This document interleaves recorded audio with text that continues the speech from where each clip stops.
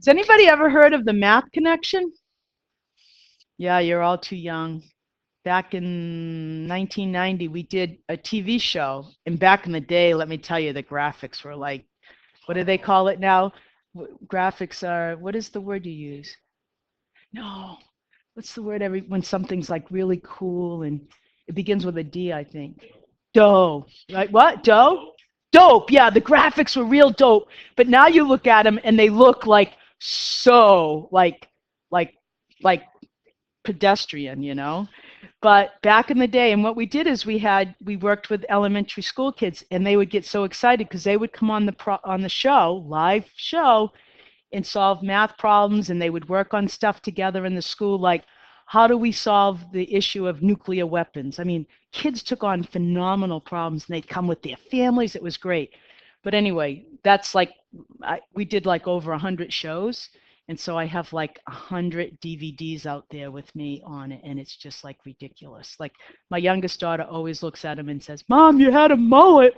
And, you know, look at your teeth. And, you know, anyway, why am I telling you this? You don't care.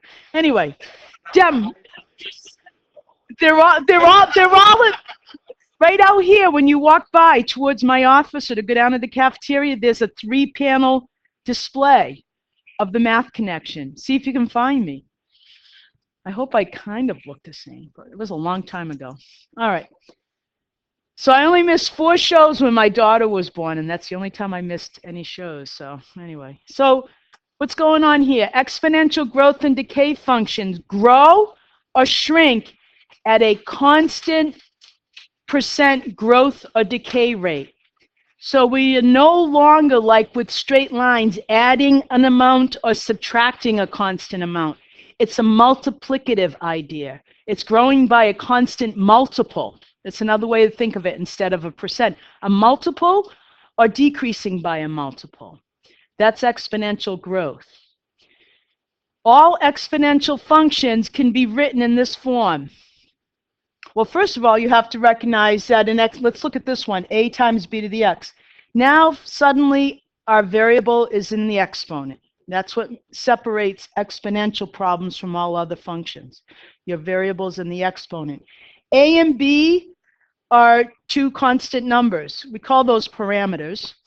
Okay, b, so here's another form over here, a times 1 plus r. This idea is used a lot for like population growth. When you know the rate of a population growing or declining, you add that rate to 1, and that becomes your base. So b is equal to 1 plus r. So a is always your initial amount. So if you're looking at a population, let me just show you how some of these function notations can change. So if we're looking at a population, we often write P of t, a population, say, growing over time. And instead of a little baby a, we might do that. That little subscript of 0 tells you the initial population, or the population at time t equals 0. Whenever you start recording that, that could be the year 2000, or it could have been, what did I just read? They discovered a bone outside of Africa that was 175,000 years old. I mean, that's amazing. They didn't use carbon-14 because, as we know, carbon-14 only dates to about, what, 65,000. So anyway, little blurby. Okay. Whoop. And what's wrong with what I just did? I'm not paying attention to what I'm doing. I'm just going by rote. What's wrong with that? It's not the P sub 0 and it's not the B. What's wrong? Nope, it's not the multiplication. Nope. What's my input? Nope. T. Here's my input. What's my input over here? X. You have to have the same variable. We always have to be careful. All right. So that's how this formula might look with an application problem. A is the initial amount. You always make that with that little subscript of 0. R right here is your % growth or decay rate. And B, once you add that to 1, that now becomes the factor that you multiply, your multiple, as you go from one time to another time, as you increase in time. So here's just an example of a population that starts off with 1,000 people. How do we know this is where we're starting?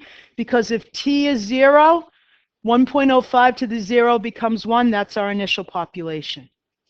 How much are we growing by? Well, you look here at your base. Your base is 1.05. Your base is 1 plus r.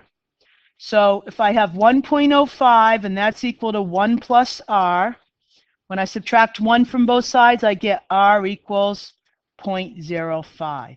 So that tells me that the rate that this population is growing is 5% each year. So the rate is always given in terms of a percentage. Okay. So 1.05 is your base. That's your growth factor. That's your multiplier. The actual rate is what you get when you subtract 1. You just ignore the 1 there. What happens if we have, let's just throw another little thing in here. What happens if we have a population that's declining? What might that look like? Right. So you would have something like this, P of T, and there's a couple of countries right now that have a declining growth rate. Germany's one of them. So let's just say we have 2,623,409 people, and we have something like this, 0.86 to the T. So now if I'm multiplying a population by 0.86, it's going to get smaller from year to year if it stayed constant. We know it's not going to. It's like an average rate. So let's take a look now at how would we determine the rate of decline. Same formula. Here's your base. Your base is equal to 1 plus r. We know r has to be a negative number, and when you subtract 1 from both sides, 0.86 take away 1 is equal to r, so r equals negative 0.14. So it's a 14% decline. 14% decay or decline in population. So I had this all done out and I left it in my office, this next problem. I think this is a great problem, this next one. All right. So ESPN magazine, dated back in December 12, 2011, a program from the 1903 World Series in which the Boston Americans defeated the Pittsburgh Pirates. I remember that game. Sold for $241,500 at a recent auction. Its original price, a nickel. Imagine a nickel. And that was probably a lot of money back in 1903. The only other known program from that first fall classic is in Cooperstown. And for those of you who are not sports people, that's the Baseball Hall of Fame location. All right. What is the annual percent growth rate in the value of the program? So first of all, before we find R, right, we know we're going to be looking at something like this. And we have to solve this. How many parameters do we have here? Or how many values are constant? A and B. So we have to find both A and B. Anytime you know 2 points, whether it's on a line or an exponential equation function, the graph of a function, you can find the equation. All right, so we just have to make some determination. We're starting with the year 1903. So what do we typically do in math? We call 1903 like times t equals 0, right? We call that our base year. So we're going to say t, or let's use x here. X equals the number of years after 1903. I like t better. I don't know, we're talking about time. I'm going to use t. So we'll be looking at f of t, a times b to the t. As you can see, it's totally your prerogative. All right, so I've got to come up with 2 points. Well, what are we dealing with here? We're dealing with the year and what? What else are we dealing with? That's what we're trying to find. The value, right? We're dealing with some year and the value of this program. So our ordered pair would look something like this, TV. Time, number of years after, and the value of the program at that time, right? We're all set? All right.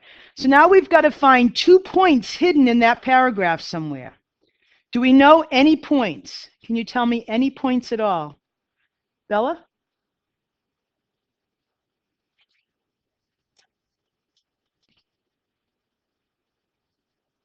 Yep. So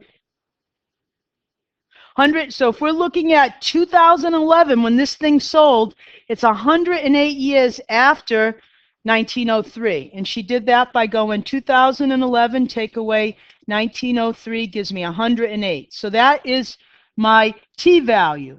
Okay, Bella's turned off. One other value someone wanted to, yep, Jackson? That's right. In 2011, this thing sold for 241,000, almost $250,000. Oh, I wish I had one of those. 241,500. I could retire. I probably wouldn't retire. All right. So that's 1 point on this graph. And you imagine this exponential growth. All right. Now, what's the other point that's hidden? Gabriel?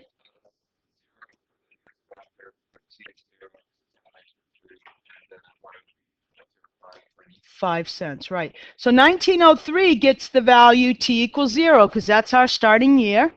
And it was a nickel, $0.05, right? Because our output's in dollars.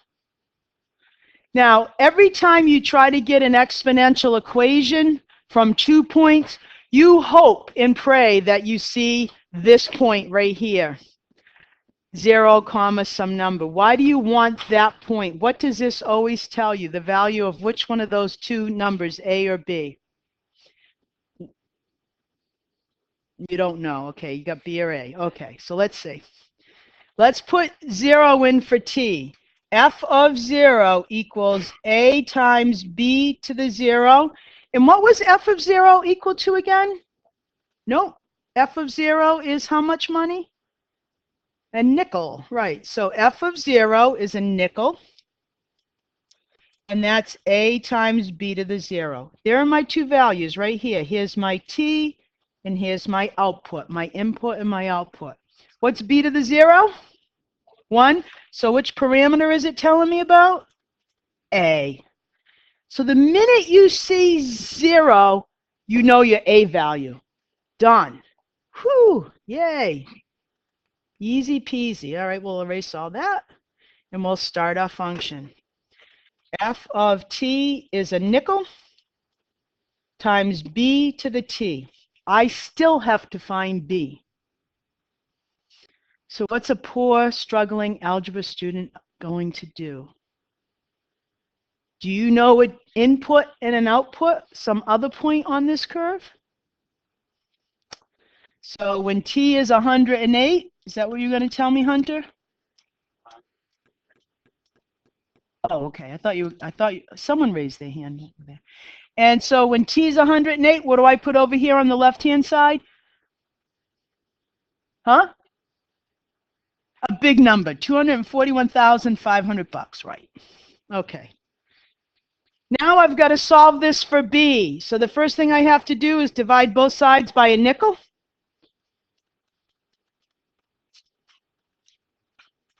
I'm going to have to get out my graphing calculator. So might as well have this up here on the side. You can pull out any calculator you have. Okay, and that equals B to the 108th power. So how do I get back to B? What do I do to both sides? How do I undo raising to the 108th power?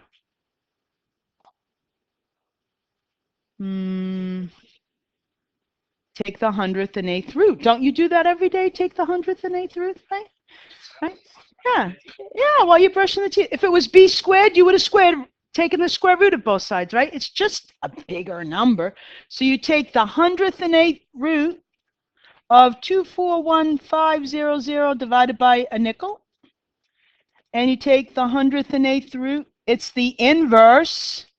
The 108th root is the inverse of raising to the 108 power, so that brings you right back to B. And here's your value for B right there. So let's take a look at that with the calculator. Okay, so all right, how would you do this on the calculator? Well, first you would do this division problem, 241,500 divided by a nickel. So you're going to get a big, big, big number. And now you raise that to the 108th power. So if you have a graphing calculator, no sense in typing that again. So just hit second answer, and it's got this in its mind. You raise it to the 1 over 108, because that's how you would write this in exponent form. You're taking the 108th root. That's why I gave you that refresher. 1, the roots go in the cellar, right? It's the denominator. And let's see what we get for B. There we go. There's B. 1 point, oh, I hate this that it does this. It never used to do this. Nope, wrong picture. 1.153, and it keeps going. I'm going to keep that all in my calculator because I want to use the whole thing for next time. So for now, we'll just say 1.153. So how would I write my formula? My formula would look like this. F of t is a nickel times 1.153 to the t power. I still haven't answered my question, though.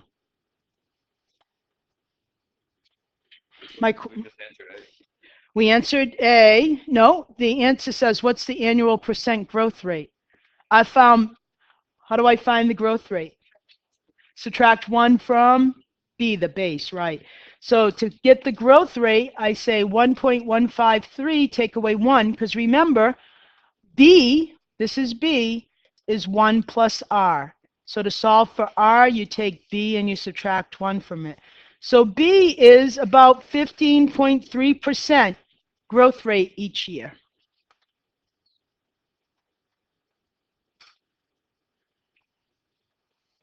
So in your book, you might see a graph of an exponential function, and it will say, find the equation, find 2 points and do this. Just find 2 points and do this. If you can't get the 0 point, you use one of the points to get A, and then you substitute. I'll show you one problem. Okay, but the more interesting problem is the next problem. Now, here's the other thing if you have a graphing calculator.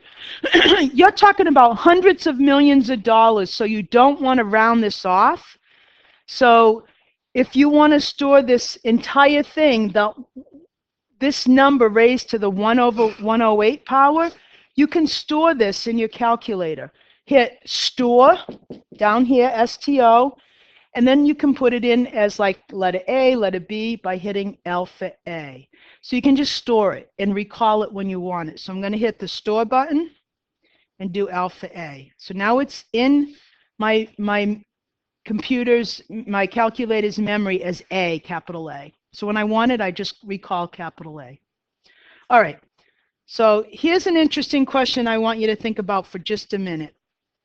Assuming this growth rate, what would you predict the program would have sold for in 1973? I don't want you to do any calculations, so try not to do any calculations. We know that in 1903, it sold for how much? A nickel, right? Try not to do calculations, please, because this is like part of exponential growth. And in 2011, it sold for 241,500 buckaroos. And 1973 was like 70 years out, so more than half of the distance. So 70 years this way, with only 38 left to go. Just right now at your seats, write down a dollar amount. Nobody's going to look at it. Nobody. I'm getting the graphing calculators, so those of you who want graphing calculators, just write it down. Don't worry about right or wrong. Just write something down.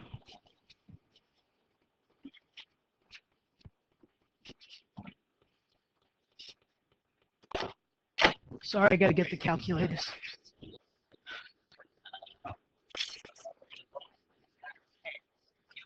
Hi, Hunter. How you doing?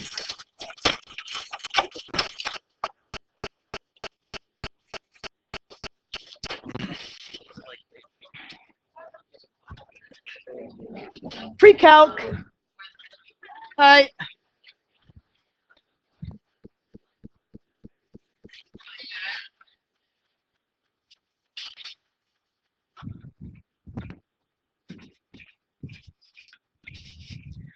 Okay, I'll have some graphing calculators for those of you who want to grab one after we finish this. Okay, for those of you who are not worried about guessing and being close and all that, yeah. 160,000. 160,000. Really, huh? 160,000. Wow. It's just a little more than halfway. All right, okay. I'm doing that on purpose. What do you mean you got? I don't want you to calculate. I specifically asked people not to calculate. All right, someone else who didn't calculate. Okay, I'll take your guess, Kyle. I like that. 50,000. Couple more. Come on. 40,000. 15,000. All right. Our minds were not created to think exponentially. Really. This is like one of those things like, what? When you get the answer. So what did you get, Kyle? Oh no! 1,000 something. Huh? 1,074. What? How could that possibly be? Well, we'll figure it out. Really? Only $1,000 in 1973 after 70 years, and then in the next 38 years, it's gone close to $250,000. Because what happens is every time you increase, you're increasing on a bigger and bigger amount, right? You're growing 15%. It's not like adding, it's this multiplicative idea. So once you get a big base, so to speak, a big amount, and you increase that by multiplying, it gets bigger and bigger and bigger very quickly. So this is where this is what our minds doesn't comprehend. This is really where most people would think, in this range. So let's actually do the calculation. We have the equation. That's why I really like this problem. I think this is a fabulous problem. Let's do the calculation now. So we have P of what's the year of 1973? It's P of 70 equals a nickel times my base, which is 1.153, and I'm going to keep the whole thing in because it matters by a lot. And T is what, 70 years, right, later? Okay, so we're trying to find P of T, so we just throw this into our calculator. Okay, so I have a nickel, 0.05. My base I've stored in A, so I hit alpha A, and that's going to be the 1.153156893, and I'm going to raise it to the 70th power. 1,074 buckaroos approximately. Yeah, so you can't, with exponential functions, you can't kind of use the reasoning you normally do. All right. So here's a situation. You're either going to be given 2 points that lie on an exponential curve, or you're going to be given the graph itself and you have to pluck off 2 points. So you're going to have some homework problems like this. I'm not going to do A for you because A is very similar to what we just did, where you already know A. Here's A right here, 100. You already know that. So I'm going to do one that's a little more complicated.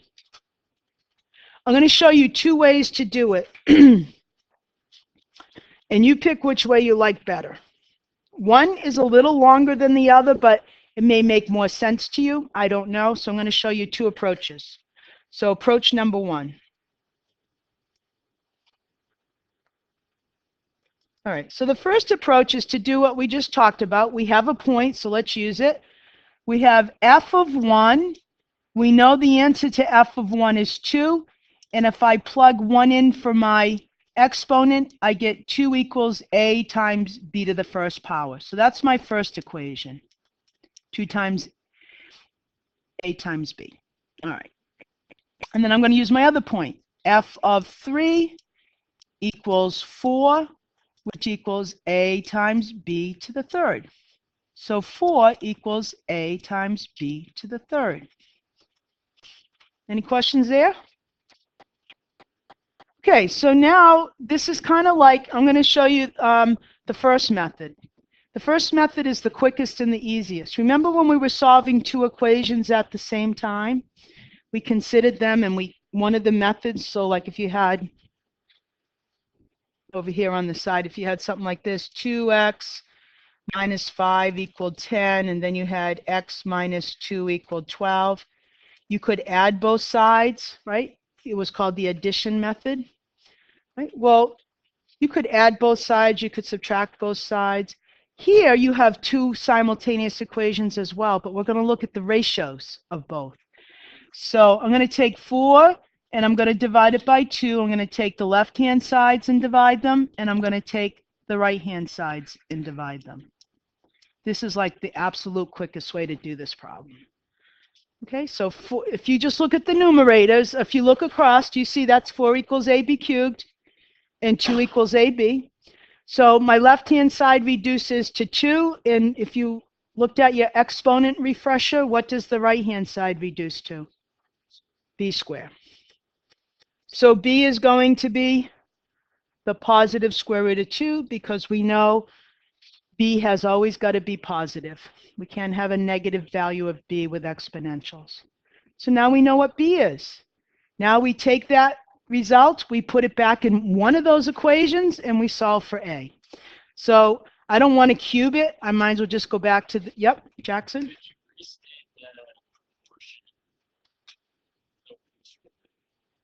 I just took the ratios of these two equations. That's all I did.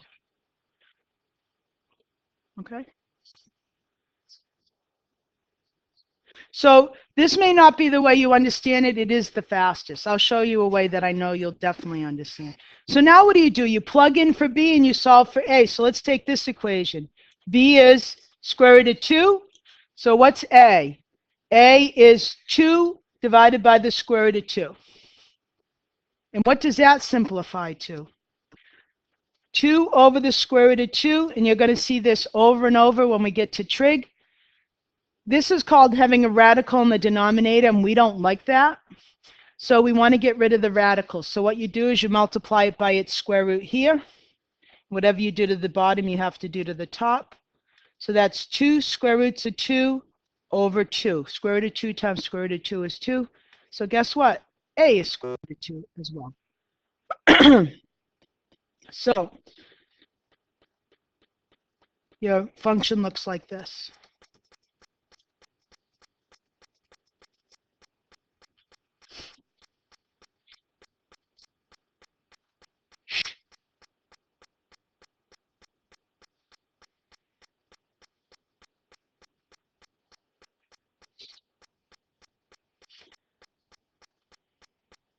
Yucky, but some of them are yucky. Wait till you get to calculus, lots of yuckies. I'm losing my voice. Okay, let me show you the other approach. The other approach is to do exactly the same thing. We get 2 equals A times B, and we get 4 equals A times B cubed. So this approach says, let's just solve this equation for either A or B. So let's solve this equation for A. You would divide both sides by B. You get 2 over B equals A. Now you take that and you substitute it right in there for A. So you get 4 equals 2 over B times B cubed, which equals 2B cubed over B. And so 4 equals 2B to the square. Divide both sides by 2. 2 equals B squared. B equals square root of 2. And you go back and you substitute and solve for A. So you've got two ways to approach it. You just take your two equations, solve one of them for A in terms of B, and then take your answer for B and go back here and solve for A. Okay, it's the same process over and over. And until you do it over and over, you're going to feel a little shaky with it. Okay, let's take a look at another problem. All right, so this is where I mentioned earlier that we're going to start using limit notation for talking about end behavior. So if I were going to, and the end behavior talks about what happens to the output value as x runs all the way to positive infinity, and what happens as x runs all the way to negative infinity. What happens to my output value? So let's just draw on these two graphs an exponential growth and an exponential decay. So anything you want. There we go. There we go. Okay. So each of these graphs have a horizontal asymptote of y equals 0. Y equals 0 is our horizontal asymptote. And now we want to be able to write what the notation would look like, and this is going to be used repeatedly in calculus. For one of the graphs above, we make this comment, and see if you can pick which graph. As x goes to positive infinity, the output value f of x goes to 0. So see if you can point out which of those two graphs that is, and just put a little star beside it. Now, how we write that phrase or that sentence using mathematical notation is we say the limit. It's kind of like a limiting value. The limit as x goes to positive infinity of f of x is 0. And this is the notation we use right here. The limit, that's LIM. On the bottom, you get to see which way you're running. Are you running to the right on your axis or to the left? And we're supposed to be going, oops, a little typo, that's supposed to be a plus infinity right there. The limit as x goes to positive infinity of our function, the limiting value of our function is 0. And hopefully you said that that goes with this picture right here. Okay, because we're running along this way forever and ever, and we see the value of our function getting really close to 0. Theoretically, it will never be 0. But we talk about this limit using this notation. X goes to positive infinity. The output value, f of x, is 0. So how could we write a similar thing for this picture? Someone want to give that a shot? Anybody that hasn't had a chance to volunteer your vast knowledge of mathematics today? Hazel?